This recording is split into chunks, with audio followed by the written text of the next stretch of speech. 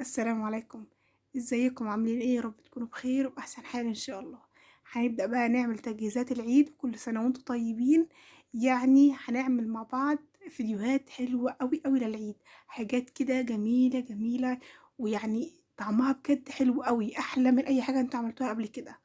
انسوا كل الوصفات اللي انتوا عملتوها قبل كده وركزوا معايا في الوصفات الجميلة اللي انا عاملاها لكم للعيد. هنعمل مع بعض النهاردة بإذن الله معمول العيد بطريقة حلوة جدا جدا.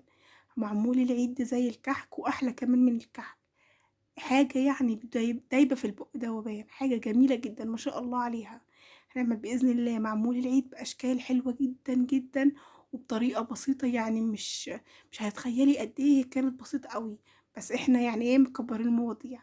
بجد طعمه حلو قوي وبالعجوة كمان. شايفين ما شاء الله العجوة فيه من جوه حلوة قوي، طعمها جميل، يعني خفيفة كده كمان، يعني مش هتحسوا قد ايه ان هي تقيلة.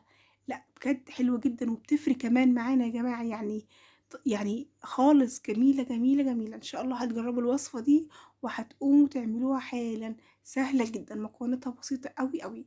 بإذن الله هنستخدم مع بعض هنا 200 جرام من الزبدة. 200 جرام من الزبدة يعني بما يعادل كوب.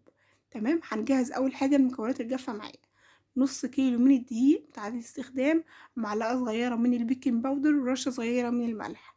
اللي أنا ضفته بقى آخر حاجة ده حبهان مطحون أو هيل مطحون، اللي هو حبهان اللي بنحطه في الشوربة، بنجيب من عند عطار حبهان مطحون. هحط معلقة صغيرة على نص كيلو دقيق.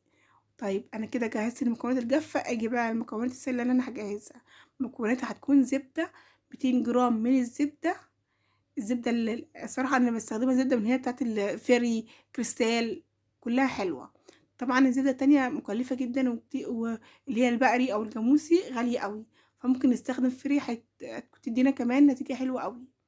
200 جرام من الزبده فري، وكمان استخدمت 75 جرام من الزبده او السمنه البلدي.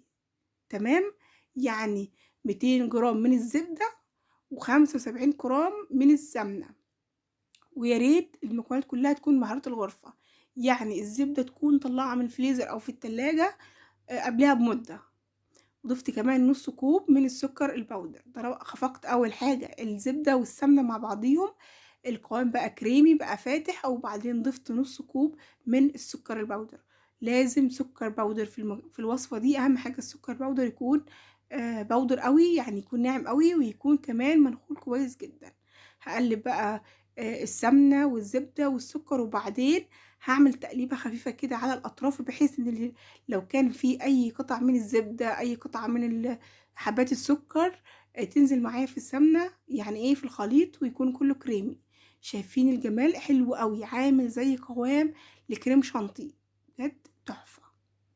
اهم حاجه مده الخفق تكون كبيره، انا عايزه اللون عندي يفتح، يكون فاتح كده وجميل. ومعايا هنا بيضه بدرجه حراره الغرفه، يعني ما اي المكونات دي ما تكونش في التلاجة، لازم نطلعها قبلها من التلاجة بساعه او ساعتين. هابدأ بقى ان انا اخفق البيضة بالمكونات دي كويس جدا، انا مش عايزة يكون البيضة اي اثر في الخليط بتاعي. خلاص خلصت خفق القوام، شايفين ما شاء الله تقيل عامل زي الكريم شانتيه، يعني حلو جدا وكريمي. بعد خلصت خفق بقى ايه، انزل بالمكونات الجافة بتاعتي اللي هو الدقيق. انا نص كيلو من الدقيق، رشة صغيرة من الملح، معلقة صغيرة من البيكنج باودر، وكمان معلقة صغيرة من الهيل، وحبيت كمان اضيف ايه، رشة صغيرة كمان من الهيل، بيديني طعم حلو جدا. او رشة اللي هو الحبهان المطحون، اهم حاجة في الوصفة دي الحبهان المطحون. طيب مش موجودة عندي حبهان مطحون، ممكن اعمل ايه؟ ممكن اجيب ريحة الكحك. يعني ريحة الكحك دي اصلا بيكون في من ضمنها اللي هو الحبهان المطحون، بس بتكون حلوة جدا، بنجيبها من عند العطار. هبدأ بقى ان انا الم المكونات كده بايدي، طبعا نلمهم، بس انا عايزة القوام يعني الخليط دي يلم مع الخليط، يعني اللي هنا زي البسكوت مش محتاج عجن كتير، يا دوبك بس انت تلمي الدقيق بالمكونات وخلاص كده. شايفين ما شاء الله العجينة في ايدي بجد حلوة جدا زي الملبن، جميلة. نيجي بقى نجهز العجوة بتاعتنا. معايا نص كيلو من العجوة، عليه كمان معلقتين من الزبدة. زبدة بقى على العجوة هنا إيه، بحيث إن أنا أعرف أشكلها وكمان ما تلزقش في إيدي. بإيدي كده هانزل عليها الزبدة، وبعدين هابدأ إن أنا إيه أعملها كده بإيدي، وأخليها سهلة إن أنا أكورها. خلاص عجنت العجوة كلها، وبعدين بدأت إن أنا أكورها كور صغيرة عشان يسهل معايا تشكيل المعمول. وكمان يعني مش عايزة أضيع أي وقت، يعني أجهز كل حاجتي وأظبطها كده عشان أجهز المعمول ويكون معايا بطريقة جميلة وكمان سهل التشكيل معايا. معايا هنا المكبس ده حلو جدا وسهل في الاستخدام، يعني سهل جدا جدا ومش غالي على فكرة، ده حوالي ب20 جنيه أو ب25 جنيه. في 4 أشكال، بيدونا 4 أشكال مختلفة، بس بجد والله بيوفر عليا يعني وقت، وكمان بيديني شكل حلو جدا. هتشوفوا معايا الأشكال بتاعته رهيبة بجد. أول حاجة بعملها بجيب قطعة من العجينة بتاعة المعمول وأحط وأفردها كده زي فردة صغيرة، وأحط فيها من جوه واحدة من العجوة اللي احنا عملناها، كورة صغيرة من العجوة اللي احنا عملناها، وبعدين هلمها على بعضيها واحطها في صينية. ويفضل أو صاج يكون ألمونيوم، بيدينا نتيجة حلوة جدا في التسوية، بجد نتيجة رهيبة. وبعدين بكبس عليه من المكبس بتاعي. هوريكي واحدة كمان. المكبس سهل التركيب، سهل جدا جدا، يعني مش محتاج اي حاجة. شايفين من المكبس كده، وبعدين احط واضغط لحد ما يرفع معايا المكبس بيطلع لفوق. خلاص العجينة بتاعتي ادتني الشكل الجميل. لو في اي زيادة طالعة يبقى دي العجينة كانت كبيرة شوية. تمام. هو بقى حلاوة المكبس بيخلي كل عجينة قد بعضيها، سمكها واحد، شكلها واحد، كل حاجة يعني بجد حلوة جدا وسهل التركيب قوي. شايفين الجمال؟ حلو جدا جدا. وتحطيه كده وبعدين تلفيه عشان يثبت ويكون جامد.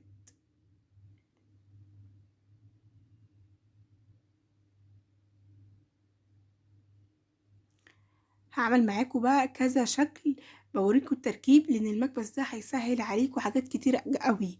يعني ممكن انت تشكليها كورة وتبططيها بايدك، وبالسكينة تعملي عليها اشكال. بس بجد يا جماعة لما العجينة تدخل الفرن الاشكال دي بتسيح خالص، ما بيكونش ليها يعني اثر جميل زي المكبس بيوفر عليكي وقت وكمان بيديكي اشكال حلوة قوي. شايفين الشكل؟ بجد حلو. شايفين قد ايه جميل جميل جميل. هنكمل بقى بقية الصينية بالشكل ده. هنجيب قطعة من العجينة المعمول ونحط فيها كورة صغيرة من العجوة بتاعتنا، وبعدين نبدأ بقى بالمكبس بتاعنا نعمل بقية الكمية كلها.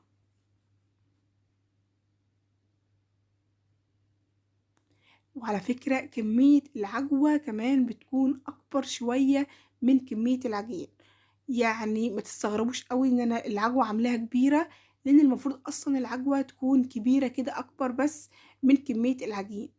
شايفين الاشكال؟ تحفة بجد ما شاء الله. انا بقى هسخن الفرن بتاعي على درجة حرارة 180 رف اوسط. هولع من فوق على الهادي، ومن تحت كده يكون درجة حرارة 180 حلو. الشواية تكون عندي على الهادي خالص. شايفين بقى؟ بجد حلوة لدرجة ما تتخيلوهاش والله، حلوة قوي قوي. هتقعد في الفرن حوالي 25 من 25 دقيقة ل30 دقيقة، طبعا حسب الفرن بتاعك او حسب درجة الحرارة بتاعتك. شايفين اشكال تحفة، قوام حلو قوي، بيفرق معانا، ما خدش مننا اي وقت. يعني في 10 دقايق كنا عملنا احلى معمول بنص كيلو بس. عملنا كمية ما شاء الله عليها حلوة جدا، طعمها جميل بالعجوة كمان. يعني ابداعات والله يا جماعة السنة دي، يعني ايه هدلعكم.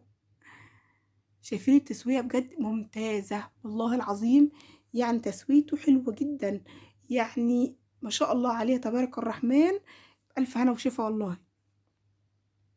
شايفين الأشكال كمان بتنور كده لوحديها، شكلها حلو قوي. والعجوة من جواها عاملة عظمة وبتفري كده، يعني طرية بتفري قوي، ولا البوتيفور في زمانه، حاجة بجد عظمة. ان شاء الله هتجربي الفيديو ده وهتقومي تعمليها وهتشكري كمان في النتيجة، هتكون هايلة. بس يا ريت ما تنسوش تعملوا لايك وتشتركوا في القناة وتفعلوا زر الجرس عشان يوصلكم كل جديد بتجهيزات العيد الجديدة بإذن الله. وبألف هنا وشفا على قلوبكم.